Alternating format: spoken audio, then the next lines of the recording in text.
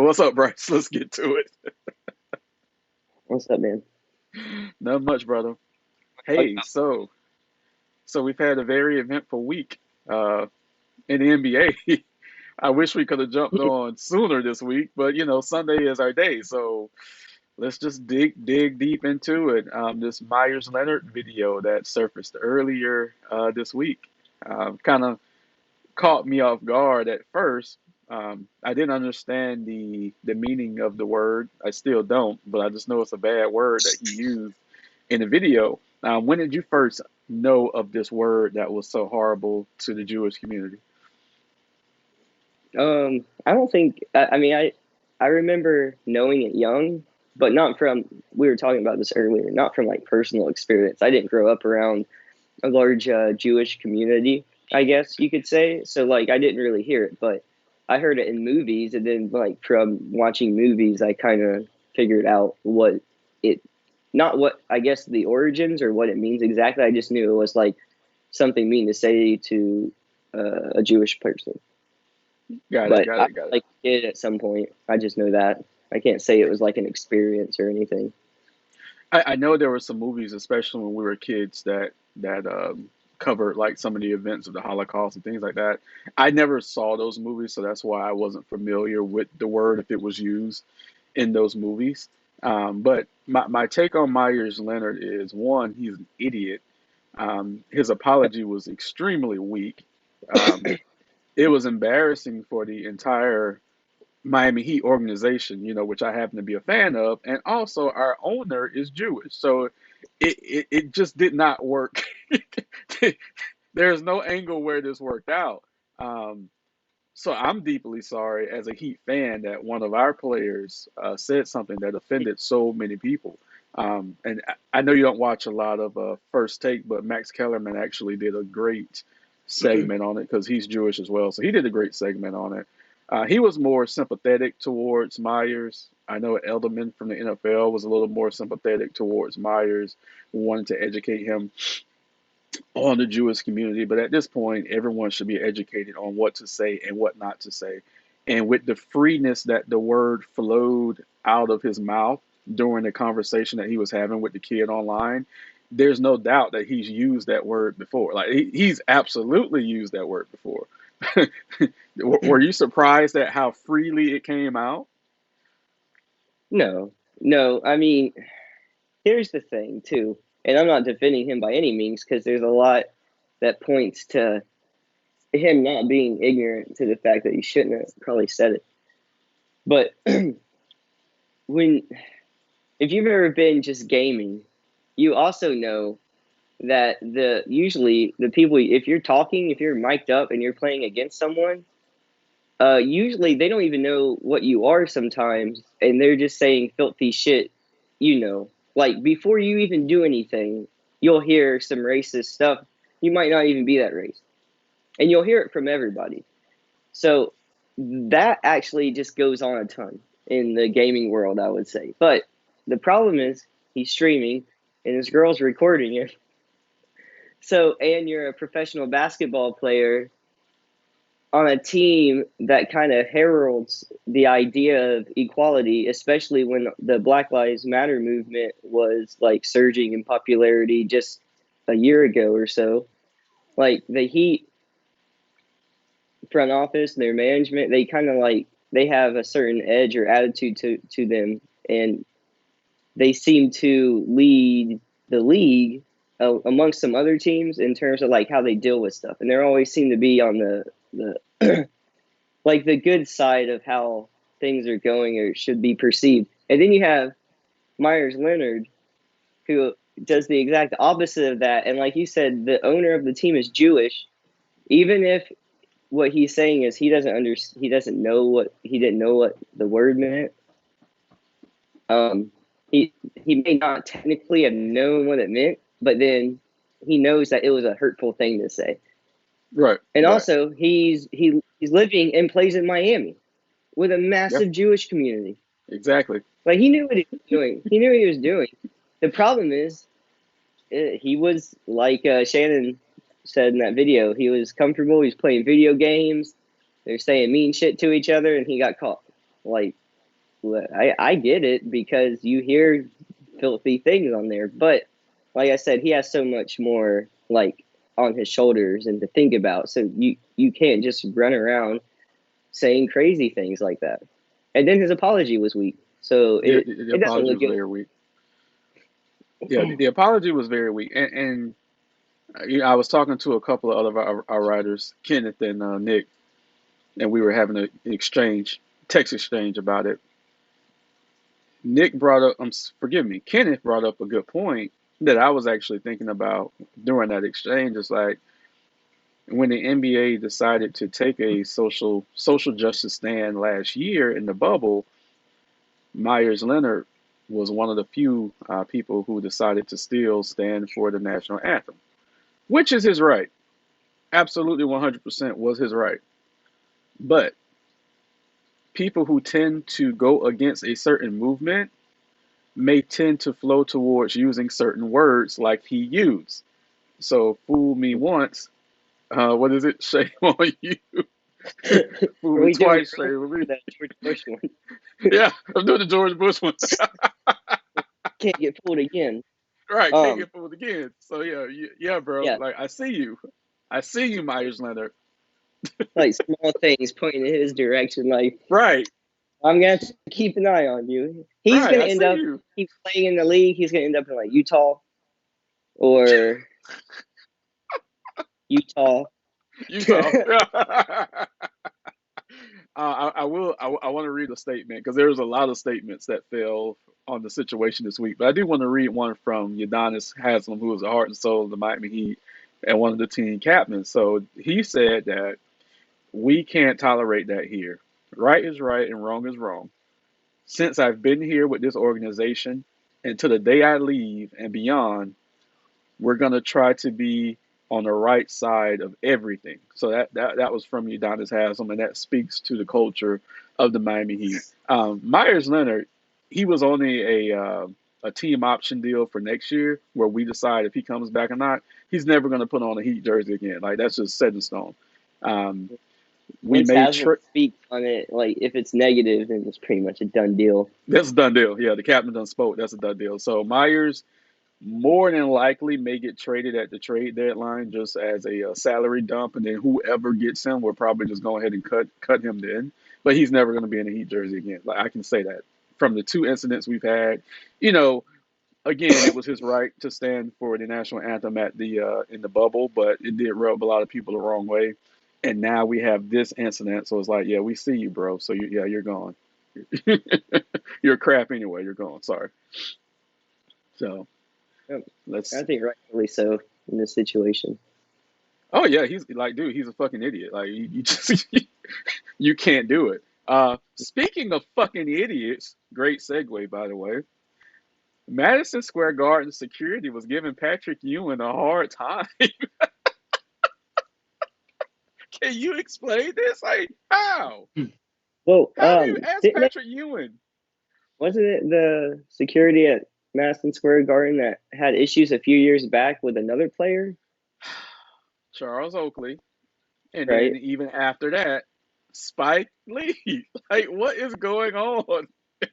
The Knicks are having such a great season.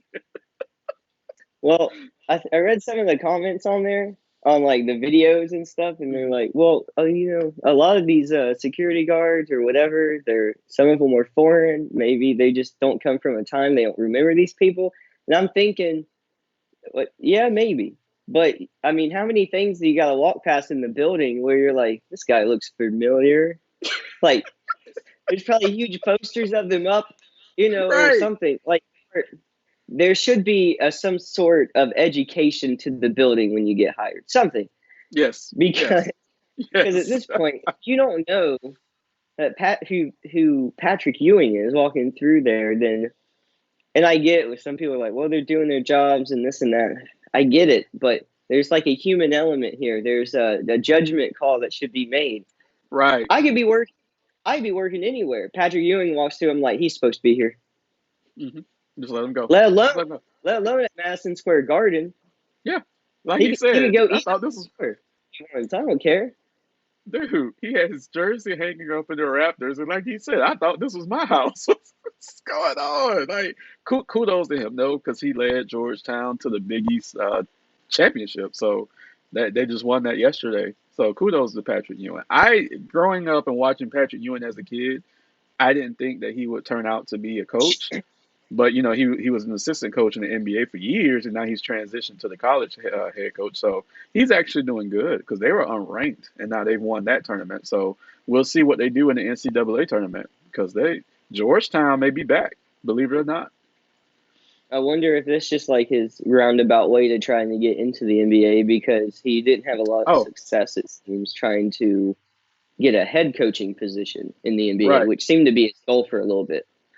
He right, may like and college better, or he might just see it as another route. it upset him. It deeply did. And the funny thing is, Charles Oakley did say he was like, "Dude, the Knicks wouldn't give you a job as a coach, so how do you think they would treat you right now?" It's like, damn. But if I was the owner of the Knicks, and God knows I'm not, and we all know how much of an idiot James Dolan is. If I was the owner of the Knicks, I don't care how long the guy has been there. The security guy would have been fired on the spot, and the security company would have been made to go through, like you said, go through some kind of history lesson on the history of this franchise. If you're going to be security for this franchise or for this building, you're going to know all the great events, all the great people who've walked through that tunnel. Okay. None of my old players or old associates would be ever accosted or, treated unfairly for security reasons. Absolutely not. That's just how I feel on it. So they would be fired on the spot. I gotcha. Yeah, Yep. he was upset. Dude, he was pissed. Imagine this. Imagine this. Imagine Michael Jordan having to pull out his ID going back to Chicago. Or imagine someone like Alonzo Mourning in Miami having to pull out his ID in fucking Miami. Like, no, no. Or Shaq in LA or wherever he's been. LA, Orlando. No. Patrick Ewing is 7 foot tall, legit 7 foot tall. He still looks the same he did 30 years ago. How can you not know who Patrick Ewing is? Yeah, Jesus Christ. Okay. like seen Space Jam at least once. Right. Space Jam. We got the sequel coming. Come on. All right. So let's keep it moving, man. We got some more bangers this week. The Spurs announced that they mutually agreed to part ways with LaMarcus Aldridge. So that caught everybody off guard. It's like, well, this is random. 15-year NBA veteran. Where do you think LaMarcus Aldridge lands once they do this separation? Um, Or who could use him? That's the better question. Who could use LaMarcus Aldridge right now? well, it's like, I mean, how many minutes? I mean, how effective is he Oh, anymore? he would come You off the know, bench. Yeah, he would come off the bench. Yeah. well, exactly. It's like, well, who could use him in the meantime and not? I don't know how long he's supposed to be out, but he could help a team like the Lakers. I mean, yes, he I don't know. could. He needs to go to a contender or someone who's just missing something a little extra like that. And I don't mean the Lakers are missing that long term, Right, but right. that's what I said in the meantime. Because I don't really know. I don't know Portland. Uh, Yeah, I'm trying to think off there's the top of rumors. my head, but There's rumors of Portland. Yeah, he was there not that long ago, right? yeah, he was there for a while. Yeah, there's Yeah, rumors that. Dame. I don't think him and Dame worked or something like that. Well, he didn't like the attention that Dame got earlier in Dame's career.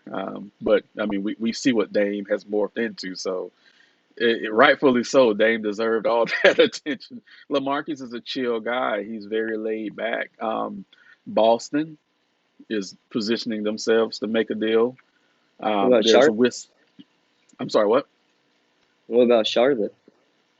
No, I don't. No, Charlotte wouldn't move on. No, Charlotte's going to stay right where they're at. They have something good going on down there. Um, Miami's kind of looking at the situation with Aldridge, as another scorer off the bench. So I'm thinking the teams I've heard are Portland, Boston, and Miami right now. depends on what the Spurs are going to ask for. So like Miami's not going to trade anybody for him, but if the Spurs buy him out and then he's a free agent, then we'll sign him for the cheap because we're not trading anybody for him. Boston, on the other hand, they're lost. They're a little lost right now. They're number 5 or 6 in the East, but there's something missing in Boston, so they may actually make a move for him, and then Portland would get him on a buyout as well. I don't think Portland would give up any assets for him, right now at this stage of his career. No, 5 years ago, yeah, you make a trade for him now. You don't do Boston could be interesting. See how he fits in over there, and like you said, see what he adds to their dynamic. it. Boston sent a few feelers out, and which brings up our next player. Our next story is that there's some Kyle Lowry trade rumors swirling all over the place. He just sold his house actually a month ago in Toronto. He's been telling people he's going to be traded. Boston is one of the teams I've heard about Kyle Lowry as well, associated with him. Who do you think would be a good fit for Kyle Lowry if the Raptors decide to trade him?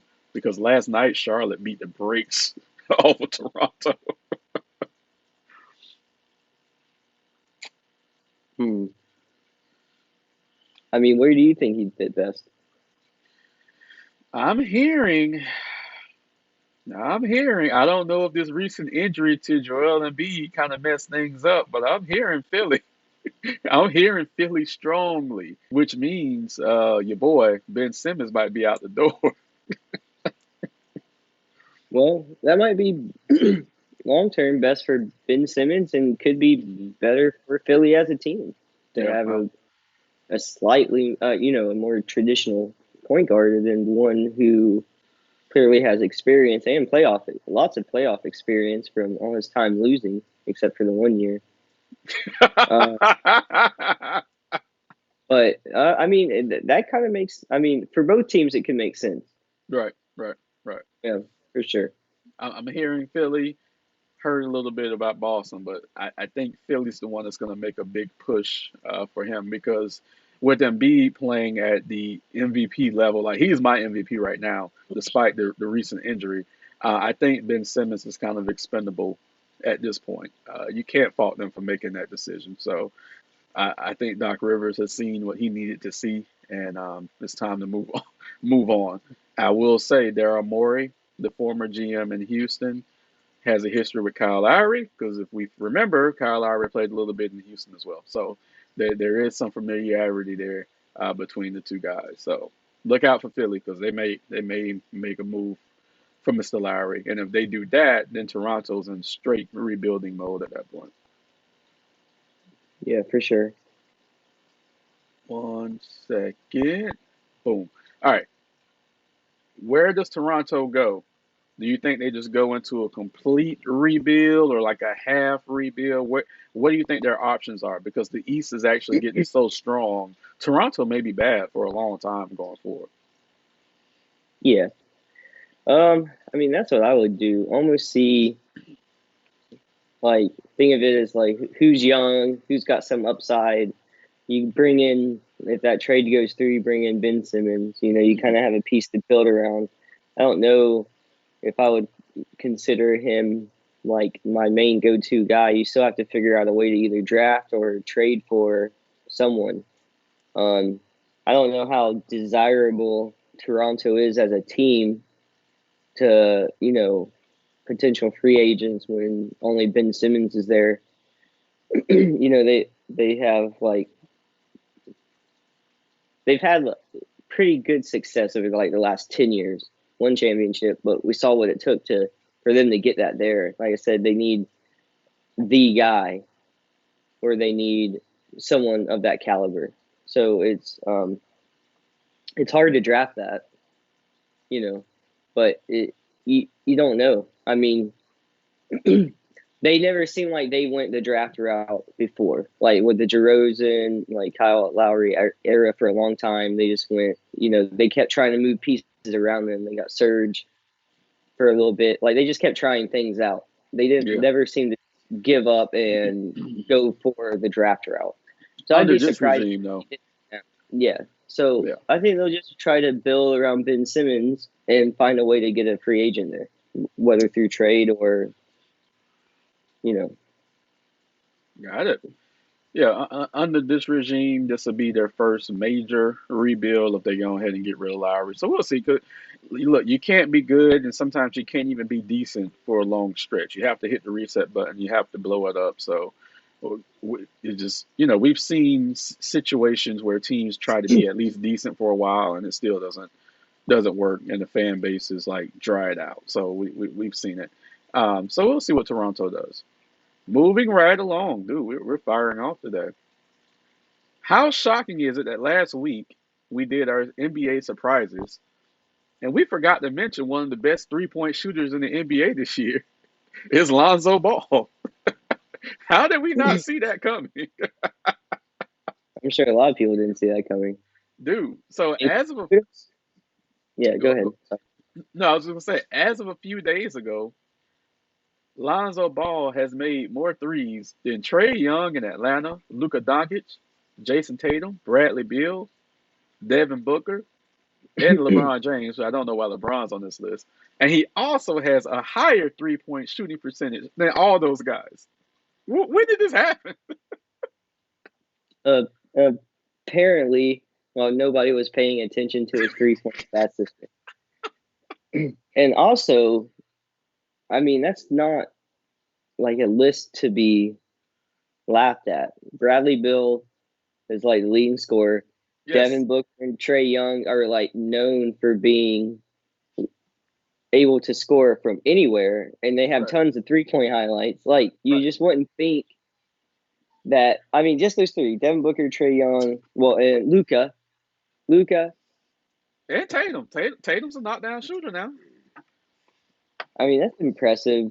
And then what got me was the second half where and his percentage is better. Right. More threes and his percentage is better. That's impressive. That means he was already known for being the point guard, distributing. He can run an offense. He's young, so he's only going to get better in that respect. But he could do that already. His knock was, is he going to be able to be a threat shooting wise? Mm-hmm. And it seems like in like 2 seasons of working on that. I mean, we're only halfway through this season, so we'll see where he ends up at the end of the season. But if he just keeps working on it, I mean, that's impressive. It is impressive. In a couple of seasons to have corrected your 3-point shooting that much. Right. So kudos. That's just straight him taking shots. That's him practicing. So it's him straight taking shots. So that's a good point you made. And also him being confident in the shots that's being taken. So he did start working on that 3-point shot last year. And then this year, as you know, now he's united with Stan Van Gundy, who's not afraid of any 3-point shot. So it's just clicking right now. And Stan is actually low-key doing a great job coaching New Orleans. I've always said Stan's good for young teams. And he's doing a great job coaching this team, giving Lonzo all the confidence in the world that Lonzo needs to be a leader. So they're firing on all cylinders right now, and they're going to be a threat to challenge for a playoff spot very soon. One other thing I would like to say is Lonzo is shy, he's quiet, kind of like LaMarcus Aldridge. He's never going to say this, but I think there's a little bit of pressure coming from Charlotte, if you know what I mean. A little bit of pressure because little brother's up there playing so well. Okay. Yeah. Also, like you said, that's true. It has to be. But these boys are competitive by nature to begin with. And to see Lonzo, I mean, this isn't, let me work on my shot the last few months because my brother's balling. This is years of him working on it. Yeah. And you don't get to that point and that height without being competitive and wanting to be the best. Lonzo's the prototype, like you always said, and then, the little brothers were supposed to follow, and LaMelo's the one that's capitalized. But Lonzo's the one that set the tone, aside from his fathers, with the brothers. He wants to be the best. Right. And like you said, he has a good fit with Stan. Zion and that team being healthy might get him more open shots. It might be a combination of everything, but he has been putting up shots if his percentage and his makes are that high. So kudos to him for putting in that kind of work. Currently, New Orleans is sitting at 11 in the Western Conference. They are, let me look. They're still 4 games out of the eighth spot, so they can challenge, but they have to string some more wins together. They're 16 and 22, um, Mm. but they can definitely challenge. Now this year, if they don't get in, they're going to be like Phoenix. Phoenix didn't get in last year. Phoenix is number 2 right now in the Western Conference. I'm not saying New Orleans is going to be number 2, but I'm saying New Orleans is trending towards being a playoff team next season if they don't squeeze in there this year, if no one gets hurt. And speaking of LaMelo, the last time I checked last night before I went to bed, he had already made 5 threes last. He hit like 3 Well, of them in the the whole first team quarter. went nuts on threes, apparently. What's up? The whole team, I think they broke a record in the first quarter because I think like 3 different players, including LaMelo, had hit like 3 threes already. They had 9 threes in the first quarter or something. Dude, Charlotte's coming, boy. See, the league is so crazy because you have a team like Charlotte who happens to be in the East, and even though the East is a dogfight in the top 4, maybe it's kind of like a mess right now. So they can Hmm. capitalize on just being a little bit better, whereas uh, the Pelicans, they should be able to take their time with this young team because they're all young. Oh, definitely, definitely, yeah. But they show potential. It's like you can see them building into the future and like what they are, but it's going to be harder for them to get there because they're in the West. That Hmm. playoff picture is usually a little more difficult. But what they're doing seems to be like the right gradual way as a team. But then you look over at Charlotte and they're just like bam on the scene because LaMelo can affect the game that much. And the better he gets, I mean, that team is just going to keep going up. So I think they're benefiting a little bit from being in the East, which seems to be kind of like a bunch of teams in the mud right now. But the signs of potential for Charlotte are just as great, it feels like, as the Pelicans. And it's crazy to kind of see how the different dynamics work based on who you have on your team and stuff. Oh yeah. It's just, it's just fun to watch. LaMelo ended up last night with 23 points, 9 rebounds, 6 assists, and he ended up shooting 6 for 9 from the 3-point range.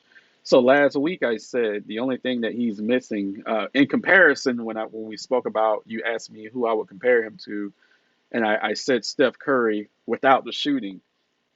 If he gets that 3-point shot down, it's absolutely over. If he gets that 3-point shot down, it is over. He is going to be a special, special young man. Right now, he's averaging 15, 6, and 6. He's 6'6", and he's still growing. He's 180, and he's still growing.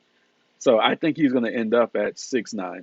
I do believe that. So, We will see. I mean, his exciting prospect. I mean, him and his brother really delivered on like so far what their father was kind of promising they could be. hmm hmm So took a few years for Lonzo, but yeah, it took a few years. It took a few years, and it took not to rag on the Lakers situation, but if LeBron hadn't gone to the Lakers, he would have blossomed even sooner because LeBron is the primary ball handler, which kind of stunted Lonzo's growth a little bit. Another thing I'll say about that is the same thing with Kyle Kuzma. Dude, he's dropping buckets right now since AD is not there. So it's like the same type of situation. Kuzma could go to another team and he could be the go-to guy, but on the Lakers playing behind LeBron James and AD, it's harder for him. But right now he's doing well while AD's gone. So kudos to Kyle Kuzma too. He led the team in scoring the other night. Like LeBron was on vacation that game and they won. So yeah. Let's see. So tonight, the Heat host, well, I shouldn't say host, but it is like a home game for us. We played the Orlando Magic. Um, the Heat defeated the Orlando Magic a few nights ago. It was still a tough game until the fourth quarter. Why do you think the Heat Magic rivalry hasn't made it national yet? Because all the games are great. um, both teams at the same time for more than one season need to be competitive in the East with star players. That's the only way that would get attention. Um, it's just I that's what I think, because it doesn't carry along with it the same kind of like longevity of some of the other Florida rivalries, like in college football. Hmm. I wouldn't say it's just not that long standing, I feel like. But the most hype I remember is when Dwight Howard was with Orlando and we were playing LeBron James on the Heat. Those Yeah, were the biggest yeah. games that people would talk about in terms of the rivalry, I feel like, at that time. For a brief, So, brief second, yeah. Um, so, but the games are always exciting if you like, if we've been to them, and they're always, it's like the crowds are more pumped. Every basket feels more important, and the teams play differently. Like if you they watch the do, teams play a lot, they do, they really go at each other. Even the they Heat, do. the Heat really do bring it. And like I've seen Dwayne Wade really like seem like so. It's fun to watch and everything. And as a Magic fan, I know those are going to be the best Magic games outside of like playoff games, you know. But it's really hard for me to watch Magic this year. It's I mean, it's frustrating. just they're just so hurt. They're so beat up. It's the team showed when healthy that they had at least flashes of being successful and fun to watch, and then like a Mhm. domino, they just all went down, and that hurts. So it's hard for me to watch a lot of their games. It's frustrating as a Heat fan, and I was telling my wife this the other night when I started yelling at the TV when the Magic took the lead in the third quarter. I said the Magic can win 20 games in a row. I'm sorry, forgive me. They can lose 20 games in a row. And the moment Miami shows up, they'll blow us out by 20. I've never understood it. I don't know if it's like the little brother syndrome. The little brother wants to beat the big brothers. Like, I don't know. It's annoying. I fully expect to go to Orlando tonight and leave an unhappy man. I fully expect that. I don't know. They're pretty beat up. I mean, neither would surprise me. I guess neither would surprise me. But if they win, like Vucevic or who's it? Not Terrence. Yeah, Terrence yeah, might be back. He's hurt now, but he might be back. Yeah. yeah. Someone else has to like James Ennis, who no one's ever heard of. Like Well, someone else has Dwayne to do a Bacon, little. Polk County and Lakeland's own Dwayne Bacon has been playing actually pretty good for the Magic, so I will say that. The Magic G League or D League team just won the championship I don't give a fuck. I don't care. out I of don't care. Lakeland. I don't care. Look, one of my friends sent me a screenshot that they won the championship, and I'm like, this is so sad. This is what the Magic have to cling on to. It's so sad. It's the Well, saddest the way thing. the team's going, we're gonna see some of those players soon. Well, I spoke to our old buddy Cortez last night. I kind of baited him and drew him out of hiding. So I'm gonna tell you what I showed him. The Miami Heat have to be addressed as, since you guys are the little brothers, we have to be addressed as the reigning and defending NBA Eastern Conference champions. And on top of that, three-time NBA champions. So that's how we have to be addressed. So if I don't hear that on the PA announcement tonight, I'm going to be highly upset. Oh, the PA announcer gets drunk and says, "And here's the Heat." There they are. The only time fans show up early is when it's in an Orlando game. When they start chanting "Let's go Heat" in the Magic Arena, I'll make sure to record it and send it to you. It's Because it okay. happens every game. It happens every game. And now you can Yeah, hear it even better because it's only 2,000 fans in the arena. So yeah, when they start chanting "Let's go Heat," I'll send it to you. I'll send you a smiley face, then you'll know. it's okay. I just know that's all the lost Florida fans that didn't know what else to do, so they bought a LeBron James jersey one day. Look, It's okay. Gerald say they come in with their Heat jerseys, but they walk out with a Magic jersey. Dude, it's hilarious. All right, so It was an fan, interesting crowd there. yeah, it is. Dude. I'm telling you, I'm nervous. I almost don't want to go. I want to see my team, but I don't want to go because every single time I go up there, it always ends well, and this is like, what the hell? Well, at least you guys trending up right now. So Oh, we won. Let's see. I think 8 out of 9 or something like that, or you're nine out of finally getting. 10. Yeah, we're getting healthy. We're getting cohesive, which was the big thing. We're getting cohesive. Dude, Mo Harkless came back the other night, and at first he had his hair braided, and then he came back and he had his hair all out. And I saw this player out there doing things, and I'm like, who the fuck is this? And then I saw it was Mo Harkless. I was like, when did he come back? But yeah, we're getting our guys back together. We're gonna look. Last year, like I said, we were fifth or sixth in the East and got to the finals. This year, as long as we're in the middle of the pack, Miami will be all right. We have the experience from last year. I just don't want to see Brooklyn. I like our chances against anyone but Brooklyn right now. So, all right. So speaking of championships, how's your fantasy basketball team looking? Trending up as well. I Well, had a that's lot of good. injuries, and those guys are coming back. I had Dragic, I Yeah. had Yeah. Von Green, and recently Ben Simmons was out due to COVID protocols. Hmm. Hmm. But my team, for the most part, is healthy, and I mean, I beat you, who's leading the league, and then I'm coming off another like 9-1 win. So I'm at the bottom of our division, but we have the competitive division. Like all the guys are pretty good, but I have Yeah. some good Yeah. wins. But we'll see. You may It's a long. squeeze into the playoff bracket. Um, so yeah, I'm leading. That's not surprising. There's one team out there that scares me. Um, so we'll see what happens. So if you get into the playoffs, you may get matched up with that team, which would be great for me because then one of you guys would be out of my way for winning my third straight fantasy championship. Well, you I mean, did which call would me. it would be fine if I made it and got to play against you because I already beat you once, so I know I can beat you again. And I've won a championship before, so I'm not the one that has to like keep piling on. So it's the fact that I beat you already means my season was successful because my team started off so weak. So I'm fine. Look, if I win the third straight fantasy basketball champion, will you then consider me as the GOAT? No, How many do I have to win for you to say I'm the GOAT? I won uh, two straight and three uh, out of four. you have to win 8.